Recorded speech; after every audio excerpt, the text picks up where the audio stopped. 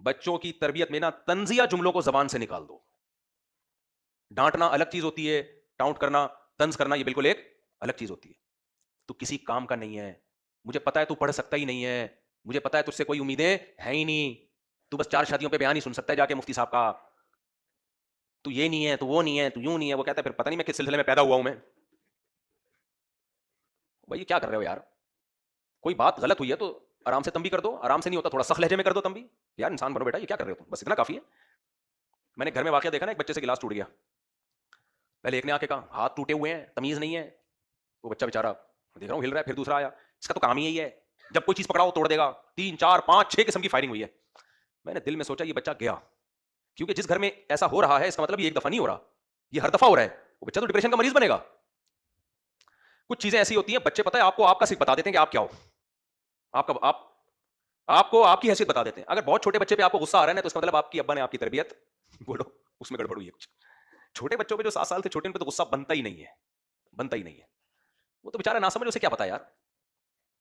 उस पे अगर आपको गुस्सा आ रहा है, अल्हम्दुलिल्लाह अल्लाह ताला ने मुझे इस मुसीबत से बचाया हुआ है, अल्लाह का फजल है। मुझे छोटे बच्चे पे कभी गुस्सा नहीं आता, कितनी उल्टी हरकत कर रहा हूं, हंसी आ रही होती है, उल्टा उल्टा हंसी आ रही होती है। बच्चों की बंदरों की तरह ना लगे हुए होते हैं कहीं ना कहीं, कोई अलमारी में घुस रहा है, कोई किधर घुस रहा है, कोई वॉशरूम में घुस रहा है, देखा होगा ना, लोटे में घुस रहे होते हैं बच्चे।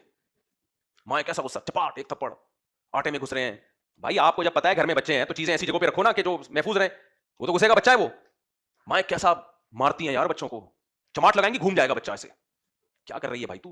कह रही खुद पालो ना, फिर जवाब क्या होता है? खुद पाल के दिखाओ ना। भाई ये नेचुरल है, अल्लाह ने औरत को औलाद दी है, तुम पालो उसको, अपने आप को ठीक तो करो, अपनी जबान पे तो कंट्रोल करो।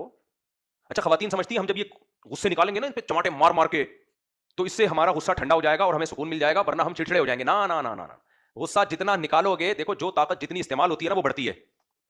जो लोग चलते हैं वही चलते रहते हैं, क्योंकि टांगों की ताकत इस्तेमाल हो रही है। जो दौड़ते हैं वही दौड़ते रहते हैं। जो जिम में जाके वेट उठाते हैं, बाजुओं की ताकत इस्तेमाल हो रही है ना वजन उठाने की, उनकी वजन उठाने की ताकत बढ़ती है। ऐसे ही याद रखो, जो गुस्सा जारी कर देता है उसमें गुस्सा बार बार पैदा भी होता है, और बर्दाश्त ब्रेक उसकी फेल हो जाती है। और जो गुस्सा पीता रहता है तो कुछ टाइम के बाद गुस्सा आना भी खत्म, और जो आ रहा है उसकी ब्रेकें भी मजबूत हो जाती हैं। समझ रहे हो कि नहीं समझ रहे? तो ये जो कहते हैं ना गुस्सा आया जारी कर दिया, इससे गुस्सा बार बार आता है और ब्रेकें फेल हो जाती हैं।